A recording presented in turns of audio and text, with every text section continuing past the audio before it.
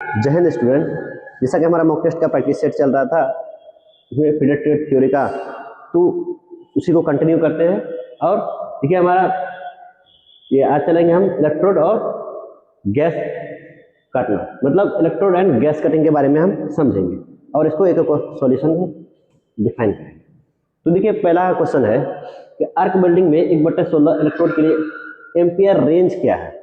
कह रहा है इलेक्ट्रोड के लिए हमारा 1/16 है इलेक्ट्रोड, तो इसको क्या करना है, हमको समझना है कि पहले में देखिए कि एम्पियर रेंज कह रहा है। एम्पियर मतलब धारा को जो कर रहा है उसका SI मात्रक होता है एम्पियर, तो उसी इलेक्ट्रोड के आर्क वेल्डिंग में कितना एम्पियर जा रहा है उसके बारे में समझेंगे। देखिए पहला ऑप्शन है 20 से 40 एम्पियर, दूसरा है 40 से। देखिए पहला है हमारा 20 से 40 एम्पियर, तो ये मेरा क्या है, इसका रेंज है। जो एम्पियर हम धारा प्रवाहित करेंगे इलेक्ट्रोड के, क्या रखें, इलेक्ट्रोड के लिए एम्पियर रेंज में हमारा कितना होगा, 20 से 40 रेंज होगा। तो करेक्ट आंसर मेरा क्या हो जाएगा, ए। नेक्स्ट देखते हैं। देखिए क्या है कि दूसरा क्वेश्चन है हमारा, गैस कटिंग ब्लो पाइप में बैक फायर का कारण क्या है। कह रहा है कि जो बैक फायर है तो गैस कटिंग कर रहे हैं, अब ब्लो पाइप में बैक फायर का कारण मतलब हम वेल्डिंग कर रहे हैं और कभी कभी बैक फायर हो रहा है, इसका रीजन क्या है तो समझते हैं। पहला देखिए, पहला वर्कपीस बहुत नरम है, दूसरा नोजल भी वर्कपीस को बंद कर देता है।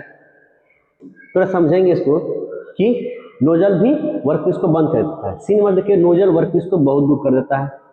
डी है काटने की अत्यधिक गति है। तो ये जो बैक फायर का रीजन है हमारा क्या है, नोजल भी वर्कपीस को बंद कर देता है। तो करेक्ट आंसर क्या होगा मेरा, कि नोजल भी वर्कपीस को बंद कर देता है। करेक्ट आंसर मेरा सी है, इसलिए हमारा बैकफायर हो जाता है।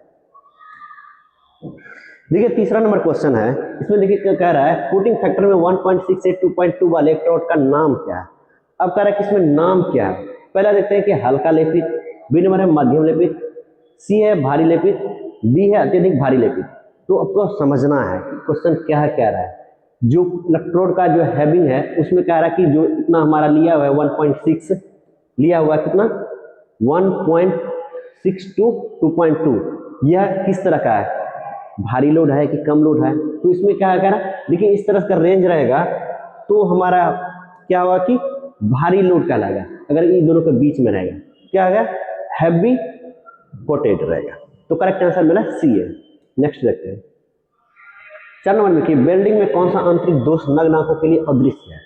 कि जब वेल्डिंग कर रहे हैं देखते हैं कि बहुत सारा वेल्डिंग होता है कि जो वेल्डर होता है कि आंखों पे क्या होता है, चश्मा लगाया रहता है, तब जाके वो वेल्डिंग कर पाता है। क्योंकि रीजन है कि उसके जो लाइटिंग है उसको रिएक्शन क्या है, रिडक्टिव भी होता है, तो आंखों के में क्या पराबैंगनी किरणों के माध्यम से हमारा आंखें खराब हो जाती है। उसमें इस तरह का लाइटिंग हमारा क्या है, इन्फेक्शन पहुंचा सकता है और आंखों को खराब कर देगा। तो इसलिए कह रहा है कि वेल्डिंग इज विजुअल एंड नेग्ड आई। तो आंखों की सुरक्षा के लिए हम जो आंतरिक दोष का कारण बनेगा वो होगा पोरोसिटी। वो जो उड़ता है ऊपर से जो लाइटिंग होता है वेल्डिंग में, तो वो हमारा कहलाता है पोरोसिटी। तो करेक्ट आंसर मेरा सी है। देखते हैं नेक्स्ट। प्रश्न नंबर देखिए, गैस कटिंग को ठीक करते समय खराब गुणवत्ता की समस्या के कारण घाव कैसे हो जाता है। अब देखिए क्या है कि पहला ऑप्शन कह रहा है उच्च काटने की गति का उपयोग करके, बी नंबर बहुत अधिक काटने की गति का उपयोग करके, सी देखिए स्टम्प पहले से गर्म लौ का उपयोग करके। देखिए इसमें क्या होता है कि जो गैस कटिंग को ठीक कर रहा है, हम गैसिंग से कटिंग कर रहे हैं और उसमें क्या हो रहा है कि काटते समय खराब गुणवत्ता की समस्या के कारण क्या होता है, घाव कैसे होता है, खराब गुणवत्ता के कारण उसमें घाव कैसे होता है। तो उसमें क्या होता है कि स्टम्प, तो स्टम्प पहले से गर्म लौ रहता है, इस वजह से हमें क्या होगा, वहां घाव बन जाता है। तो स्टम्प पहले से गर्म लौ का उपयोग करके, इसलिए रीजन ये है कि पहले से गर्म रहता है। करेक्ट आंसर मेरा क्या हो जाएगा, सी। देखते हैं नेक्स्ट। 6 नंबर में देखिए, आर्क वेल्डिंग प्रक्रिया में सेलुलोसिक इलेक्ट्रोड का उद्देश्य क्या है। अब देखो क्या है कि इलेक्ट्रोड आर्क वेल्डिंग में उद्देश्य क्या है, जो सेलुलोसिक हम वेल्डिंग कर रहे हैं, आर्क वेल्डिंग कर रहे हैं, कौन सा वेल्डिंग कर रहे हैं, आर्क वेल्डिंग कर रहे हैं। आर्क में सेलुलोसिक का इलेक्ट्रोड का उपयोग क्या है, तो उसका जो इलेक्ट्रोड उपयोग है इसमें देखते हैं क्या हो सकता है कि इसका उपयोग लो कार्बन स्टील के लिए किया जाता है, बी देखिए जमा हुआ स्लैग को हटाना बहुत आसान है, हाई स्ट्रेंथ स्टील के लिए इस्तेमाल किया जाता है। डी है यह सभी स्थिति के लिए उपयुक्त है। देखिए ये क्या करता है कि हमारा कि जमा हुआ स्लैग को हटाना बहुत आसान है, इसलिए हम क्या करते हैं आर्क वेल्डिंग में सेलुलोसिक इलेक्ट्रोड का उपयोग करते हैं। तो करेक्ट आंसर मेरा क्या हो जाएगा, जमा हुआ स्लैग को हटाना बहुत आसान है। देखते हैं नेक्स्ट क्वेश्चन। कहता है पाइप बेवलिंग के लिए किस कटिंग मशीन का उपयोग किया जाएगा। अब कहता है कि पाइप बेवलिंग के लिए किस कटिंग का उपयोग किया जाएगा। पहला देखिए बड़ी सर्कल कटिंग मशीन, बी है सीधी कटिंग मशीन, देखिए C number profile cutting, D है पाइप कटिंग। अब देखो क्या कह रहा है कि इसमें कि पाइप की बेवलिंग, पाइप की तिरछा कटिंग के लिए कह रहा है पाइप की तिरछा कटिंग किस, बेवलिंग मतलब होता है तिरछा, तो ये कह रहा है जो किस कटिंग मशीन का उपयोग है। अब उसका जो बेवल करेगा किस मशीन का उपयोग कर रहा है, उसमें इतना सारा मशीन दिया है, तो जो पाइपों की बेवलिंग करने के लिए हम यूज करेंगे तो पाइप कटिंग मशीन ही यूज कर पाएंगे, तभी वो बेवल करके हम क्या करें कटिंग कर पाएगा। तो करेक्ट आंसर मेरा क्या हो जाएगा, सी, ये डी हो जाता है, तो पाइप की cutting machine, correct answer D. Next देखिए 8 नंबर में 3 से 6 मिलीमीटर मोटाई वाले माइल्ड स्टील प्लेट को काटने के लिए कटिंग नोजल का आकार क्या है। कह रहा है कि कितना है हमारा रेंज पहले देखना है, ठीक कितना कह रहा है, कह रहा है हमारा 3 से 6 मिलीमीटर मोटाई वाली माइल्ड स्टील है। कैसा है, माइल्ड स्टील है, और उसके लिए हम जो प्लेट का काटने के लिए कटिंग नोजल का आकार क्या होना चाहिए, जो नोजल है उसका आकार क्या है, नोजल का आकार पूछ रहा है। उसमें से पहला देखते हैं कि हमारा है 2.0, पहला बी नंबर में देखिए 1.6 मिलीमीटर, सी है 1.2, डी है 0.8। जो हमारा नोजल का आकार होगा कटिंग के लिए वो होगा मेरा 0.8 मिलीमीटर, तो करेक्ट आंसर मेरा डी हो जाएगा। 9 नंबर में देखिए नमी प्रभावित इलेक्ट्रोड को गर्म करने के लिए तापमान सीमा क्या है। अब इसमें देखिए क्या है कि कह रहा है कि नमी मतलब आर्द्र, जो हमारा अभी क्या ठंड के मौसम में क्या था आर्द्र, या फिर नमी का मौसम हो जाता है, काफी नमी होता है इसमें, तो कह रहा है कि इलेक्ट्रोड को गर्म करने के लिए तापमान की सीमा। अब उसको क्या करना है, इलेक्ट्रोड को गर्म करना है, तो क्या करना है हीट के लिए हमें क्या करना है, इलेक्ट्रोड को गर्म करने के लिए उसका जो टेम्परेचर कितना होना चाहिए, तो उसके लिए जो हमें टेम्परेचर करना चाहिए, तो उसके लिए टेम्परेचर करना चाहिए हमें 110 डिग्री सेल्सियस से 150 डिग्री सेल्सियस, तो करेक्ट आंसर मेरा क्या हो जाएगा, डी। देखते हैं नेक्स्ट 10 नंबर में देखिए 1/2 इंच से अधिक मोटाई वाली प्लेट को वेल्डिंग करने के लिए इलेक्ट्रोड का व्यास कितना होना चाहिए। अब कर रहा है कितना, 1/2, यह हमारा क्या है इंच है, इस तरह से बना हुआ है, इस तरह से, तो यहाँ जो बना हुआ है इस तरह से इंच है, क्या है इंच का निशान, ये इस तरह से सिंबल यूज करता है। अब कहता है कि वेल्डिंग प्लेट हैविंग थिकनेस, तो 1.2 से अधिक मोटाई वाली प्लेट को वेल्डिंग करना है, तो जो उसके लिए हम क्या है इलेक्ट्रोड का व्यास यानी थिकनेस कितना होना चाहिए पहले वो पूछ रहा है। मोटाई प्लेट को वेल्डिंग करने के लिए इलेक्ट्रोड का व्यास क्या है, जो इलेक्ट्रोड वेल्डिंग करेंगे वहां इलेक्ट्रोड का यूज किया जाता है, तो उसके लिए हम जो करते हैं एक 5/16 इंच का, तो करेक्ट आंसर मेरा डी है। देखिए क्या है कि 11 number stainless steel gas welding में किस प्रकार के फिलर छड़ या फिलर रॉड का उपयोग किया जाता है। जो पहला देखते हैं शुद्ध एल्युमिनियम, बी है कोलम्बियम स्टेनलेस स्टील, सी है कॉपर सिल्वर मिश्र धातु, डी है कॉपर लेपित माइल्ड स्टील। अब देखिए क्या कह रहा है कि हम जो फिलर रॉड उपयोग करेंगे यूज करेंगे गैस वेल्डिंग के लिए, स्टेनलेस मटेरियल पहले पूछ रहा है, मटेरियल कौन सा हमारा, मटेरियल हमारा स्टेनलेस स्टील है, तो इसके लिए जो हमारा फिलर रॉड किस टाइप का होना चाहिए, कैसा होना चाहिए उपयोग में किया जाता है, उसके लिए हम क्या करते हैं जो यूज करेंगे वो करेंगे कोलम्बियम स्टेनलेस स्टील, तो करेक्ट आंसर मेरा क्या हो जाएगा, बी हो जाएगा।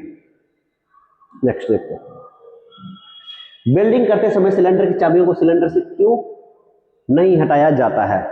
अब वेल्डिंग कर रहे हैं सिलेंडर की वाली वेल्डिंग, अब देखो वेल्डिंग कर रहे हैं, अगर चाबी को हम क्या करेंगे निकाल के दूर में रख देंगे, अब किस तरह दुर्घटना हो गया तो उसे, इसलिए हम क्या करते हैं कि चाबी को सिलेंडर में ही छोड़ देते हैं ताकि हम जो इसमें कह रहा है कि उसका रीजन क्या है कि छोड़ने का, तो इसमें समझते हैं गैस की आपूर्ति को समस्या समायोजित करने के लिए, बी है गैस रिसाव को रोकने के लिए, सी है बार बार खोलना और बंद करने के लिए, डी है आग के मामले में जल्दी से बंद करने के लिए। तो देखिए इसका जो रीजन है, रिमूव नहीं करते सिलेंडर से वायर चाबी, रीजन है आग के मामले में जल्दी से बंद करने के लिए। तो करेक्ट आंसर मेरा डी हो जाए। 13 नंबर देखिए, गैस काटने की मशीन द्वारा किस प्रकार का प्लेट एज तैयार का उत्पादन किया जा रहा है। यहाँ देखिए गैस कट का जो हमारा एक क्या है, गैस कटिंग के मशीन द्वारा एक जो एज प्लेट तैयार कर रहा है, वो भी एक सिंगल कर रहा है। तो इसमें ये देखा जा रहा है कि ये बिल्डिंग का देखिए इस पार्ट में क्या है, इधर से किया जा रहा है और इधर से, तो एक पार्ट में कर रहा है। तो यहाँ जो एज बना रहा है, एज प्रिपरेशन कर रहा है, जो type of plate edge preparation produce and gas cutting machine, इसकी मदद से जो कर रहा है, पहला देखते हैं हमारा तो कर रहा है क्या, सिंगल कर रहा है। जो यहाँ कई बार कह रहा है गैस काटने की मशीन द्वारा, गैस काटने की मशीन द्वारा किस प्रकार के प्लेट एज तैयारी का उत्पादन कर रहा है, किस प्रकार के टाइप।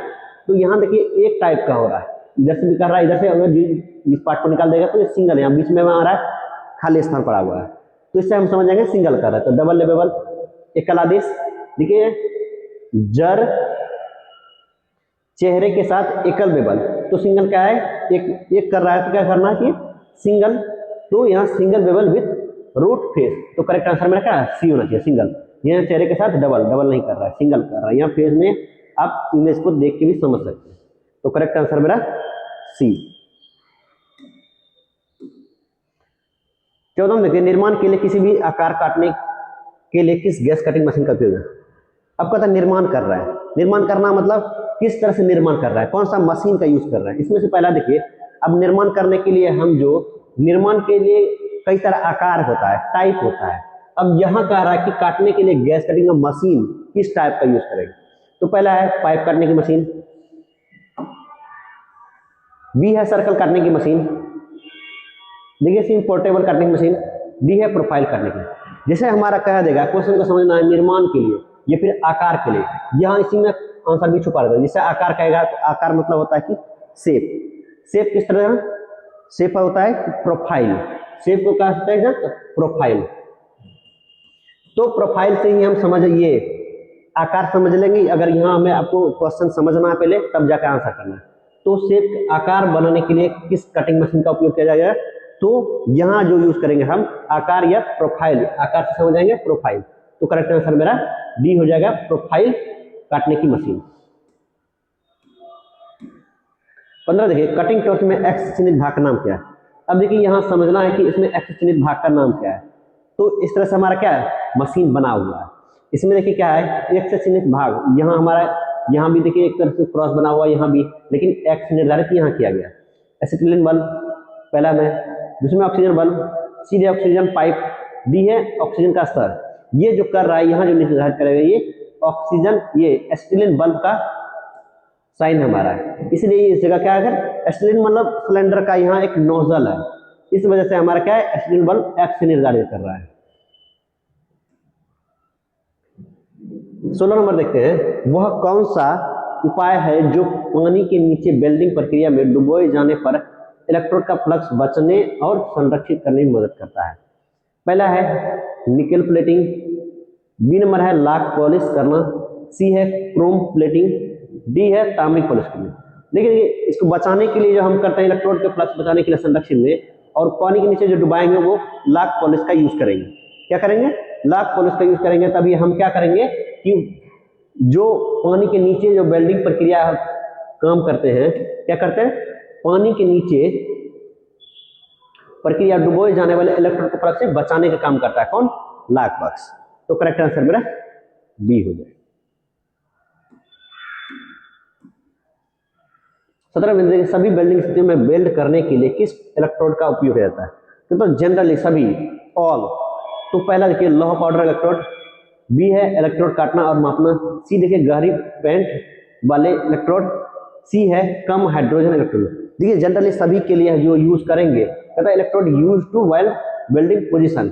सभी वेल्डिंग स्थितियों में जो इलेक्ट्रोड का उपयोग करेंगे वो हम हो जाएगा कम हाइड्रोजन वाले इलेक्ट्रोड का उपयोग करके हम वेल्डिंग आसानी से कर पाएंगे। तो करेक्ट आंसर मेरा डी जो है। 18 में देखते हैं गैस काटने के लिए स्टील का ज्वलन ताप करना चाहिए। अब तो गैस कटिंग कर रहा है, इसका ज्वलन ताप कितना होना चाहिए, टेम्परेचर किसका कर रहा है, गैस काटने के लिए स्टील का ज्वलन ताप टेम्परेचर कितना होना चाहिए। तो पहला ऑप्शन देखिए 875 900 डिग्री सेल्सियस, बी है 825 से 850, सी है 800 से 825, देखिए डी नंबर में 850 से 875। तो 875 से 900 होना चाहिए इसका टेम्परेचर, क्योंकि गैस कटिंग के लिए जो हम इसका टेम्परेचर रखते हैं 875 से 900 डिग्री सेल्सियस के बीच में होना चाहिए, तभी हम गैस कटिंग के लिए स्टील का ज्वलन ताप मान को निर्धारित करता है ये 875 से 900 डिग्री सेल्सियस। तो करेक्ट आंसर है ये। आर्क वेल्डिंग के दौरान इलेक्ट्रोड को पकड़ने के लिए इंक्लिनेशन कोण कितना होना चाहिए। अब कहता है आर्क वेल्डिंग के लिए इलेक्ट्रोड पकड़ने के लिए इंक्लिनेशन कोण सीमा क्या है। तो इसमें समझना है कि कोण सीमा क्या है। तो पहला हमारा 70 से 80 डिग्री सेल्सियस, बीम देखते हैं 90 से 100 डिग्री सेल्सियस, सी है 50 से 60 डिग्री सेल्सियस, डी है 30 डिग्री से 40 डिग्री सेल्सियस। तो इसमें जो हम यूज करते हैं क्या कर रहा है, पहले इंक्लिनेशन एंगल पूछ रहा है। क्या पूछ रहा है, inclination angle, range holding electrode during arc welding. Hold करने की जो हमारा क्या कह रहा है कि आर्क वेल्डिंग में इलेक्ट्रोड पकड़ने के लिए, होल्ड मतलब पकड़ना, और इंक्लिनेशन एंगल की सीमा क्या है, रेंज क्या है, सीमा जो एंगल बन रहा है वो सीमा क्या है। तो उसमें हम समझने के लिए इसका करेक्ट आंसर 70 से 80 डिग्री है। तो करेक्ट आंसर मेरा इसके बीच में रेंज होना चाहिए। नेक्स्ट देखते हैं कि गैस कटिंग के दौरान शरीर से उड़ने वाले चिंगारी से बचने के लिए उपयोग किए जाने वाले उपकरण है। अब देखो क्या कह रहा है कि वेल्डिंग कर रहे हैं, वेल्डिंग से जो उससे हमारा चिंगारी उड़ रहा है उससे बचने के लिए आप किस तरह से अपने आप को सुरक्षा कर पाएंगे। तो पहला है ए नंबर चमड़े का एप्रन, बी है कटिंग गॉगल्स, सी है चमड़े के जूते, डी है चमड़े की टोपी। देखिए चमड़े का एप्रन पहनेंगे तो क्या आप सुरक्षा कर पाएंगे। तो करेक्ट आंसर क्या होना चाहिए, ए वेल्डिंग कर रहा है हमारे साथ उड़ रहा है, तो अगर आप चमड़े का एप्रन नहीं पहनेंगे, जिसे वर्कशॉप में पहनने के लिए आप एप्रन का यूज करते हैं, तो आप जनरली ये कपड़े का जो एप्रन पहनते हैं, लेकिन जो वेल्डिंग के दौरान हम क्या करेंगे, चमड़े का एप्रन का यूज करेंगे, तो वहां आप उस चिंगारी से बच पाएंगे। Correct answer A. देखिए 21 नंबर क्वेश्चन है, ऑक्सीजन गैस कटिंग विधि में अलौह धातु को काटना असंभव होने का कारण क्या है। ऑक्सीकरण नहीं होता है, गलनांक बहुत कम, बहुत अधिक, सी धातु अधिक कठोर होती है, संक्षारण एवं क्षरण होता है। अब देखो क्या है इसमें कह रहा है कि नॉन फेरस मेटल, क्या कर रहा है, नॉन फेरस मेटल कह रहा है कि जो नॉन फेरस मेटल है और उसको अलौह धातु को काटना असंभव होने का कारण क्या है, कारण पूछ रहा है। तो ऑक्सीकरण नहीं होता है, तो पहला ही ऑप्शन हमारा राइट हो जाएगा। करेक्ट आंसर क्या हो जाएगा, ऑक्सीकरण नहीं होता, इस वजह से हमारा अलौह धातु में काटना संभव नहीं, यह ऑक्सीजन कटिंग विधि संभव नहीं है। Correct answer A. वेल्डिंग के दौरान करंट की सेटिंग करने कौन सा कारक निर्धारित करता है, इलेक्ट्रोड का व्यास, इलेक्ट्रोड की लंबाई, वेल्ड की स्थिति, जोर के प्रकार। अब जो वेल्डिंग कर रहे हैं तो उस पर डिपेंड करता है किसका, इलेक्ट्रोड का व्यास, उसका व्यास कितना है। तो करेक्ट आंसर मेरा ये ही राइट है, जो इलेक्ट्रोड का जो वेल्डिंग करेगा वो इलेक्ट्रोड के व्यास पे डिपेंड करेगा, ठीक है, उसके बाद हम मटेरियल पे जाएंगे। तो करेक्ट आंसर ये। अब ये देखिए इस तरह से हमारा क्या है, एक नोजल बना हुआ है, और ये जो इस तरह से हमारा रहेगा तो कैसा है, ये इस तरह से पाइप रहता है हमारा ऑक्सीजन सिलेंडर में। तो एक्स में चिन्हित भाग का नाम क्या है, तो जैसा कि बताया कि ऑक्सीजन सिलेंडर में हमारा इस तरह से हमारा क्या नोजल वगैरह बना रहता है, जिससे हम ऑक्सीजन को क्या करते हैं, फ्री करते हैं या फिर निकालना की कोशिश करते हैं। पहला देखते हैं कि मिश्रण कक्ष, मिक्सिंग चैम्बर, यहाँ एक्स से निर्धारित क्या नाम पूछ रहा है, ऑक्सीजन नियंत्रण बल्ब, स्क्रीन नियंत्रण बल्ब, डी हैंडल। जो यहाँ देखिए एक तरह से नोजल वगैरह बना है, तो यहाँ जो हमारा ये काम कहाँ हो रहा है, ऑक्सीजन, तो ये ऑक्सीजन नियंत्रण बल्ब है। तो करेक्ट आंसर मेरा बी है।